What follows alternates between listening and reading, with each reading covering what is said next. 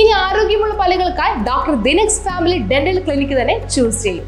കൂടുതൽ വിവരങ്ങൾക്കായി കോൺടാക്ട് 6238355070. കർക്കിടക കന്യയുടെ പാചകപ്പുരയിൽ KLCA 15ാം വർഷത്തിലേക്ക് കുമ്പളങ്ങി സെയിന്റ് ജോസഫ് ഇടവകയിലാണ് പാരമ്പര്യ രീതി നിലനിർത്തി കർക്കിടക കഞ്ഞി തയ്യാറാക്കുന്നത്. കർക്കിടക മാസത്തിലെ ആരോഗ്യ സംരക്ഷണത്തിന്റെ പ്രധാന ഔഷധമാണ് കർക്കിടകക്കഞ്ഞി. കഴിഞ്ഞ 15 വർഷമായി കുമ്പളങ്ങി സെന്റ് ജോസഫ് ഇടവകയിലെ KLCA പ്രവർത്തകർ ഈ നാളുകളിൽ തുടർച്ചയായി മരുന്ന് കഞ്ഞി തയ്യാറാക്കുന്നത്.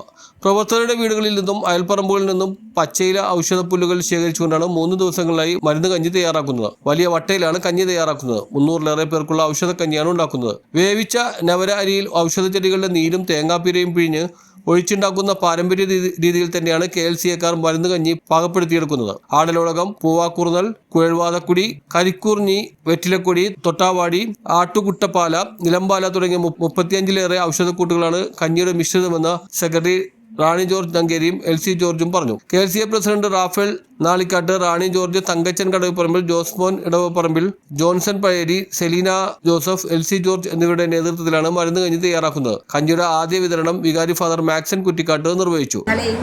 മരുന്ന് കഞ്ഞി വെക്കാൻ തുടങ്ങിയിട്ട് 15 വർഷമായി.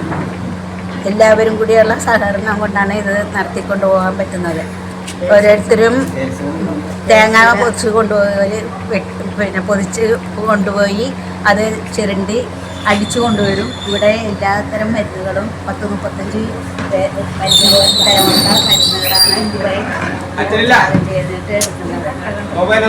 അത് കൊള്ളുവാതക്കൊടി, കരിങ്കുറിഞ്ഞി, പൂവാങ്കുർന്നൽ, ഇപ്പേക്കുന്നൻ, ആടലോടകം, ഒരിച്ചിയൻ, കുരുമുളകിൻ്റെ തണ്ട്, പനിക്കുറുക്ക, ആട്ടോട്ടപ്പാല, നിലമ്പാല, വെറ്റിലക്കൊടി, തൊട്ടാവാടി, പിന്നെ അങ്ങനെ 35 കുളത്തിൻ്റെ 35 തരം മരുന്നുകളുണ്ടാവും.